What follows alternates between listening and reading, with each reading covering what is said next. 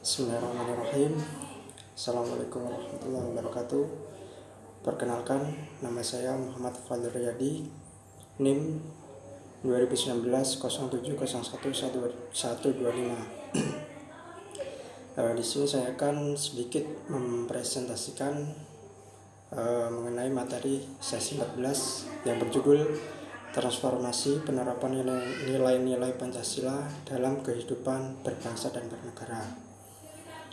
Ya, yang pertama mengenai transformasi. Apakah transformasi itu? Transformasi mencakup proses untuk menerapkan suatu hal mengenai pengetahuan tertentu yang sudah dipelajari dan dipahami ke dalam suatu kebijakan tertentu yang nantinya akan menambah pola pikir, cara kerja, sikap dan tindakan ke arah yang lebih bagus dan maju serta terukur.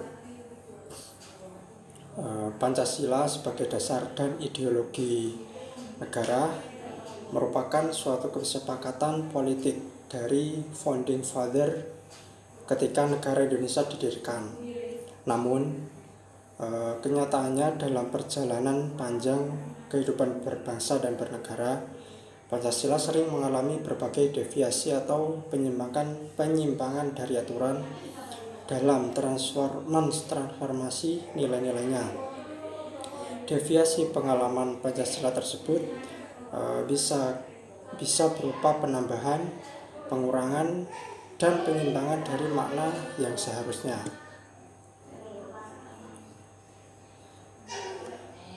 Selanjutnya, pandangan dunia terhadap eksistensi ideologi Pancasila.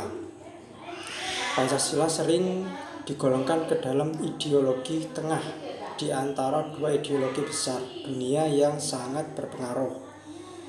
Pancasila bukan berpaham komunisme ataupun paham kapitalisme. Pancasila juga pasti bukan berpaham individualisme dan juga tidak berpaham kolektivisme. Bahkan bukan berpaham teokrasi dan bukan berpaham sekular.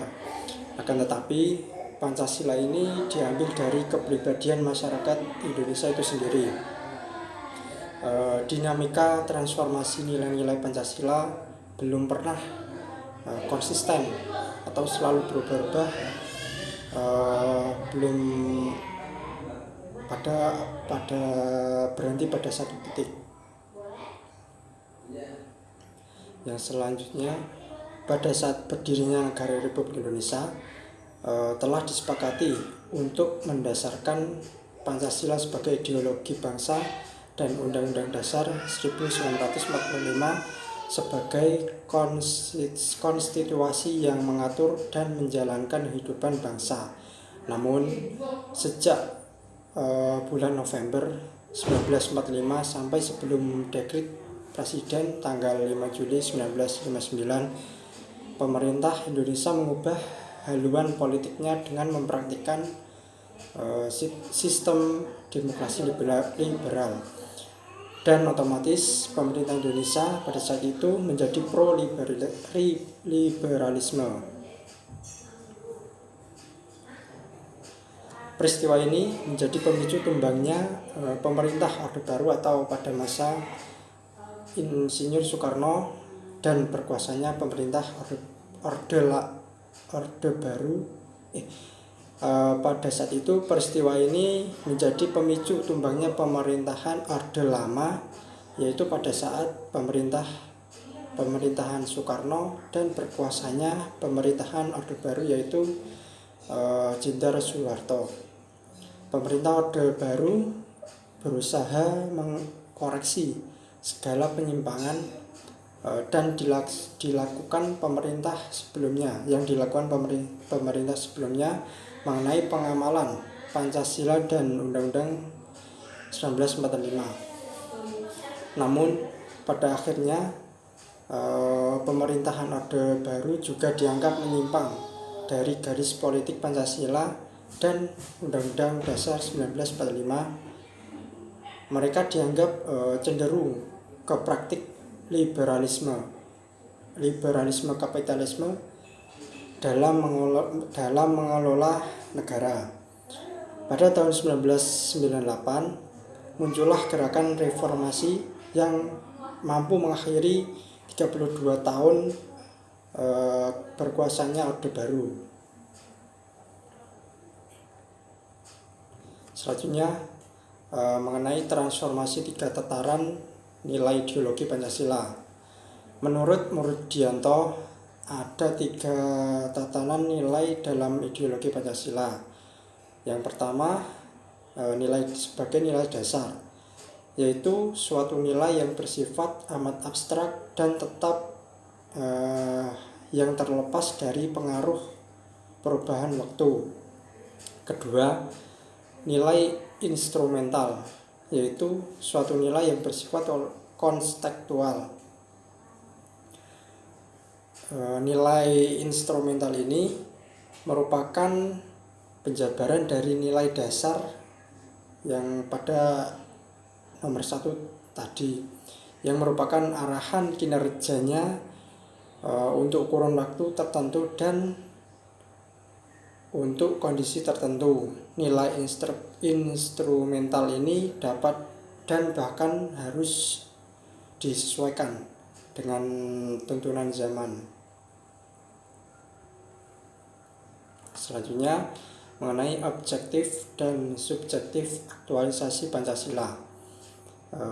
Pertama, aktualisasi Pancasila yang objektif,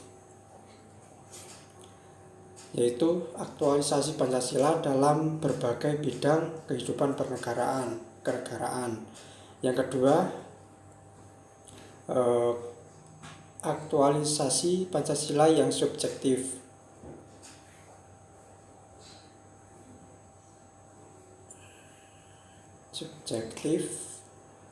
yaitu pelaksanaan Pancasila dalam setiap pribadi, perorangan, setiap warga negara, setiap individu, setiap penduduk, setiap penguasa, dan setiap orang Indonesia dalam aspek moral dalam kaitannya dengan hidup bangsa dan bermasyarakat.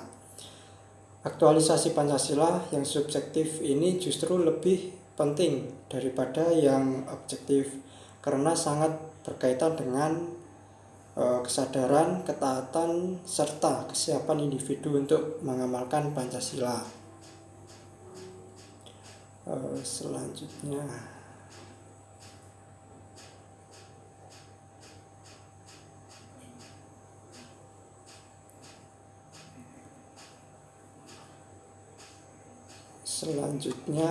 mengenai transformasi di era milenial dan revolusi 4.0.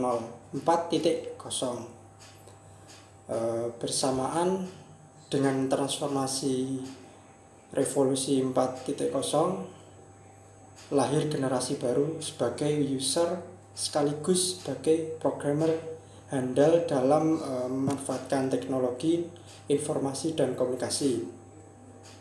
Terkait dengan permasyarakatan, sosialisasi nilai-nilai ideologi Pancasila,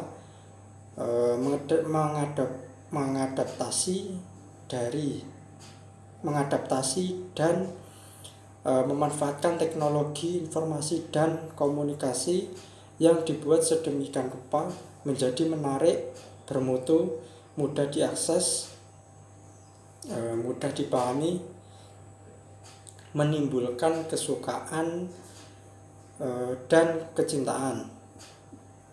Prinsip dari permasyarakatan dengan teknologi informasi dan komunikasi ini menjadi penting dalam transformasi nilai-nilai dan norma-norma ideologi Pancasila sehingga segera dapat membumi atau meluas ke penjuru seluruh Indonesia.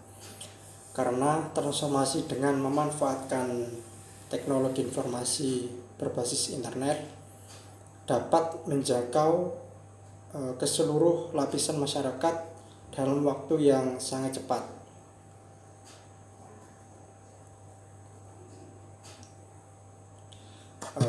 saya itu mungkin itu saja yang bisa saya sampaikan. Bila ada banyak kesalahan atau tutur kata yang kurang berkenan, saya mohon maaf. Assalamualaikum warahmatullahi wabarakatuh.